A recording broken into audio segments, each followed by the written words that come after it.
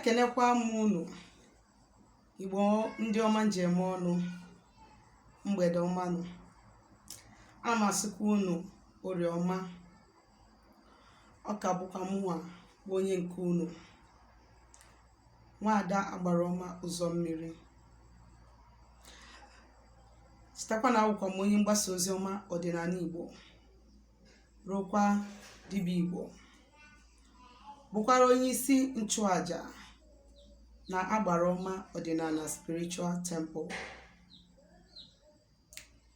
Na-asị ụmụ Igbo ndewo. Ịma na mgbe mbụ o nwere mgbe m gbasaburu ozi ime ọkwa gbasara the consecration of our new temple, which I made yesterday, and it was successful. Yes, it was successful. I thank the gods and I thank my ancestors. When I kenekwa ndị niile kpọrọ anyị na phone jụọ ese, ndị support anyị in one way or the other. Na-aga ọfọ ngozi n'isi gị, na-asị ka ifeọma meelu gị, ka ọ gazie elu gị, gazikwa elu nwoke nwanyị, ndị niile anyị na ha na-alụkọ, ndị niile na-esonyere anyị, na-agụkwazi ọfọ ngozi n'isi mụnwa bụ Agbarọma ụzọ mmiri. Na-asị ka ọmaka meela anyị niile tata Orie. Na-asị na onye ọbụla na-achụ anyị ga-ada. Na-asịkwazi na ọ bịara egbu anyị ga-egbu onwe ya. Okwu ndụ na okwu ifeọma ka m na-ekwubi n'isi nwoke n'isi nwanyị tata Orie. Ise, ọ bụrụ tata bụ izizi gị sonyere anyị na our teaching, ọ bụ na tata ka ị na-abata mbụ na my YouTube channel, eji m ohere a wee na-asị gị nnọọ. Biko asị m nke onye chere ya zie ya. Nnọọ. Biko ka m na-anabata gị, ka m na-asịkwa gị jikwara ohere a binyere anyị aka, gbasakwa ozi anyị ka o nwee ike na-elu ụmụnne gị na ikwu na ibe gị. O nwere ọtụtụ mgbe ụfọdụ ndị mmadụ na-akpọ m na phone, akọwatalụ m na is either na a friend send ya my link, or na a friend mere ya introduce na my channel, or na a friend ihe gwara ya si ya search ya onye dị otu a, ma ọ na ọ wọchiri m site na phone nwanne ya ma ọ bụ enyi ya. Ụfọdụ bụkwa ndị na-enyere m aka na-atapiri ndị nke ha na-ada aghọtacha Igbo ọfụma. Mana ihe mere m ji wee chuzuo ị na-eyuzu Igbo bụ, ọ bụrụ na m agha asụ nwa oyibo ị ga-aghọta. Ihe bụ the issue bụ na mụnwa na onwe m chọrọ ka ọ bụrụ n'ezigbo ntọala Igbo ka mụnwa ji akụzi. Achọrọ m ka ọ bụrụ n'ezigbo ntọala Igbo ka mụnwa ji akụzi. Na ndị be anyị tụrụ n'okwu wee sị na a na-ebido n'ụlọ malụ mma wee pụwa n'ama. Ihe ebugodo ụzọ wee dị mma n'ụlọ before eme gịnị i wee pụọ n'ama. Mma adịgodo sure na mụnwa azọgolu ndị nke m before mgbasawa. Maka na omenala na-aka mma n'asụsụ. Ọnyanwa na-akpata mgbe ụfọdụ mmadụ nwere ike ọchị ịga ọfọ. Enweghị a lot of people na-akọwalụ m kedu ka ha ga-esi wee gaa ọfọ, na ha machara asị Igbo mana ha bụkwa ndị Igbo. Kedu ka ha ga-esi wee na-aga ọfọ ebe a na-akọwa na ọlụ malụ ha, kedu ka ha ga-esi wee gaa ọfọ. Ọ ihe ndị ụka ọbịa na-eme anyị. Mgbe m nwa na onwe m nọkwa n'ụka, oyibo a na-apụ m n'ọnụ, oyibo ka anyị na-asụ, maka na anyị believe na oyibo ka anyị ga-eji wee mee gịnị wee kwuo nke onye nwe anyị mgbe aha ga-aghọta ọfụma. So biko nụ, onye na-ara aghọtacha Igbo, biko I am very sorry, but for now until I grow to an extent, but for now please, anyị ga na-asụ Igbo for now. Biko nụ ka m ground our people very very well. Ndewonu. Biko ịgakwasị n'isiokwu nji maka ya wee bịa. Isiokwu nji maka ya bụ ihe iji maka ya bịa bụ ihe kpatalụ mgbe ụfọdụ you start looking for your personal belongings, your things, your personal belongings, your properties, or ma nke mmadụ nyelu gị dosara ya keeps missing mysteriously. Ị naghị aghọta ka o si eme, mana ihe ma bụ na ịpụta afọrọzi that thing. Enwere ike ịgụ ego gị ahụ ezuru ozi oke. Enwere ike ịgụ ego dosa na tebụl, ma dosa na wallet gị, ma dosa ebe ị na-edosa ego, ọba ego gị n'ụlọ. Ị naba ịpụtazie the next day afọrọzi the money.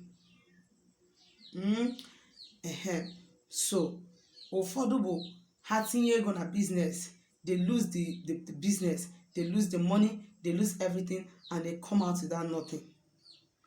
Ụfọdụ bụ onwe, like during my own time, enye m ngwa akwụkwọ m ntinye ya na akpa, echefu m ebe ntinyere ya. I won't see it again.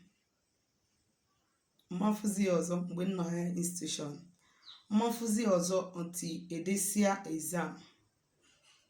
Mwe megide one day we fuzie the money. Ofu spirit asị m dizienu the money. O mee ka mgbe ego ọzọ. And that will be the end of it. Then ha mere mụ 30. So o nwere a lot of people ụdị ha na-eme. Ụfọdụ etinye ego na business. Etinye ego na business. Some ha zụọ shop, akọba akụkọ ebe ahụ. Some ha zụọ ụlọ, akọba akụkọ. Ihe ga your things are na-emiss. Ihe ga na-efu. Some ha na-ezu their ID card, their international passport and all that. So kedu ihe na-ebuta mmadụ ime gịnị ilose ihe ya mysteriously? Now, two things they involve, but one, the 70% possible. Yes, which is the first one. But I will just talk about the second one and I'll come to the first one. The second one, onwere difference ị ga na-keep. Habu friends na-ebi aka, ebiyere aka. Whenever they come into your house, you start looking for your thing. Onwere ndị ọ na-abụ ha bịagodu be gị ma ha mara ife anyị eme ekpọrọ aja nkịtị, just to satisfy that urge of stealing. You understand? When you have this kind of friend, you keep them aside. Now, that is the second one. Let me just go to the first one. The first one, now, first one will agbanabo, or I would rather say abueto. Agba nke mbụ bụ onye nwere ọkpụkpọ oku, which is the major one.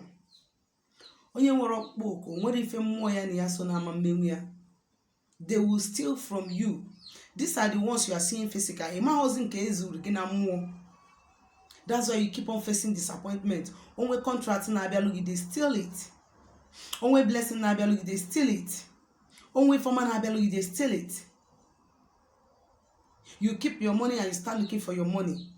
Ibinitezi na-ajụ onwe gị, ona ma gụrụ ego ọfụma, ama m ego onye ndosara ebe a. Gị na mmadụ nọrọ ebe ahụ nwee ike suspect about the person, mana ọmụmụ gị na ha so zuru ya. Wee na-ekwu gị na nke biko ọ bụrụ na ị nwere ọkpụkpọ oku, gbania zaa call gị. Because you can never get better until you answer your call. You can never get better until you answer your call. That is another one. A lot of people feel na fa eji stubborn we gbanarị ọrụ. O mere m n'anya na abụ nkwelu. O melu m. So, my mother mgbe oge nke ya, ama m ihe ha megidere ya wee wepụ isi ya, wee gbuo ya, ofezielu mụnwa. Mụnwa tried to run away from the work. So my mother was like a lesson to me. If not, akama bakwano fonya. So you can never get better until you start to accept your true self. And if you have call, your true self is to align yourself with powers that be with you. Help people live better life, save soul, heal people, help people carry their burden. That is it. The second one, ndị mmiri. The second one, that is agba nke ịbọ, number one, bụ ndị mmiri. Ndị mmiri can frustrate people. For instance, if you have kids na mmiri dịka nwoke ịnụọ na nwaanyị mmiri wee mụọ ụmụaka na mmiri, agwara m ndị mmadụ na-ebidokarị at the age of 10 n'ụwa amụ nwa na mmiri. You see a child of 10 years ị na-afụ nwa hazi nwa 10 mana mmiri ọ na-ekwu okenye ka ọ bụ. Some na-amụ ụmụ even before the age of 10. That is the reason why a na-asị gị once your child is 15 years settle on the mmiri, so that as that child is growing they will not, ha ma na-aghasalụ ya ihe. So ndị mmiri, ọ bụ na ị nwere nwaanyị mmiri, for especially ụmụ nwoke, mana nwaanyị ihe ị ga-aghọta wụrụ ebe ha si atọ onye afụ ka ha si atọ onye afụ. You get it? So ọ bụrụ na ị bụ nwoke i wee nwee nwaanyị mmiri, ihe a ga-eme gị bụ ha nwere ike a na-anapụ gị ego gị. When you keep your money, after counting your money, you will not see it. Are you surprised? You should not be surprised. Maka na nwaanyị gịnị ya mụrụ nwa na mmiri is taking those money to take care of your kids. Ndị mụrụ na ụwa nke ọzọ.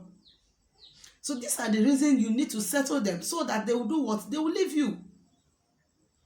Nke anyị na-afụ ego gị idosalụ kaụntụ dosa bụ ihe bụ nke gị fụrụ anya ha napụrụ gị. What of blessings, opportunities, favors na-abịa n'ụzọ gị ha na-deprive gị.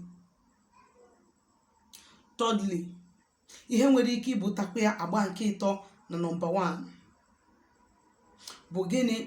Ihe nwere ike ibutakwa mmadụ ị na-lose things, connections, contract, personal belongings, properties, money is gịnị? Witchcraft spirits. Ndị amosu nwere ike ime gị gịnị? Ha nwere ike ije ọ bụ na o nwere ebe ị na-edosa ego aje taa ya mkpu, agbariere gị the money will become useless. Ata nke a n'isi, atapụ nke a n'ike, ata nke a n'etiti. There is nothing you can use that money to do. You gonna afford that money mana nwere ife ga-eji ya wee mee. Malụ ebe o manifest wagoro physically. Do you know how extent they have damaged something for you spiritually? This is why you don't need to sleep. This is reason you need to be awake. You need to be spiritually conscious. You need to be spiritually strong and awoken. You need to shift from that place where you are. You need to live where you have been for years without any positive impact or result in your life. You need to shift and do the needful, the right thing. You don't need to start tackling forces and powers against you with ọnụ nkịtị.